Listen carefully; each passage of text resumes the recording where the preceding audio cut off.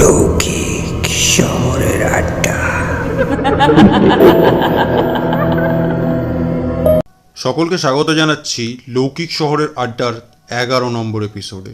আজ আপনারা শুনবেন তারানাথ তান্ত্রিক ও চৌধুরী বাড়ির বিভীষিকা।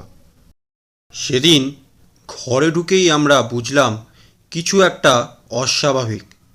তারানাথ তান্ত্রিকের চারপাশে ধূপের ধোঁয়া যেন মানুষের আকার নিয়েছে। আমরা বসতেই তিনি বললেন, আজ তোমাদের এমন কাহিনী শোনাবো যেখানে নারীর কান্না আর অভিশাপ এখনো রক্ত জমিয়ে দেয়। তারানাথ বলতে শুরু করলেন, চৌধুরী বাড়ির ভেতরে প্রথম যে আত্মার সঙ্গে আমার দেখা হয়েছিল সে ছিল এক যুবতী, গলায় কোনো দড়ি পেঁচানো, যেন ফাঁসিতে ঝুলে আছে। সে আমাকে দেখে বলল, তুইও কি আমাকে বাঁচাতে পারবি না তান্ত্রিক? আমাকে যে অপমান করে মেরেছিল তার রক্ত এখনো শুকোয়নি। আমি তাকে শান্ত করতে চাইলাম, কিন্তু সে হঠাৎ হেসে উঠে বলল, তুইও পুরুষ, তুইও বিশ্বাসঘাতক হবি, আমি ছাড়বো না।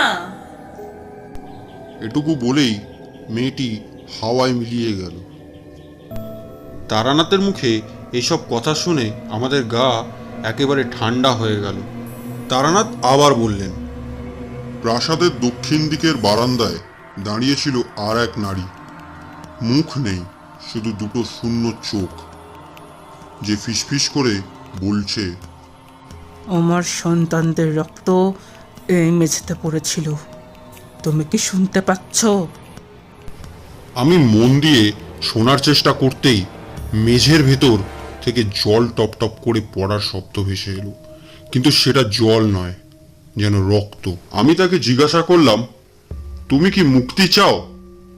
সে হঠাৎ চিৎকার করে উঠে বলল, মুক্তি নয়, প্রতিশোধ চাই। এটুকু বলার পর এক ঝলকে তার শরীর ছাই হয়ে মিলিয়ে গেল। তারানাথের কণ্ঠ আরো নিচু হয়ে এলো। সবচেয়ে ভয়ঙ্কর ছিল সেই বৃদ্ধ, যার চোখ দুটো রক্তবর্ণ।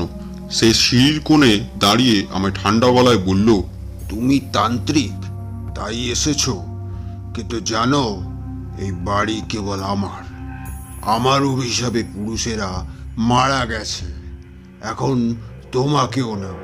আমি তৎক্ষণাৎ মন্ত্র জপ করতে শুরু করি, কিন্তু সে হেসে উঠে বলল, আমায় মন্ত্র পড়ায় না, বরং তোমাকেই পড়াবে।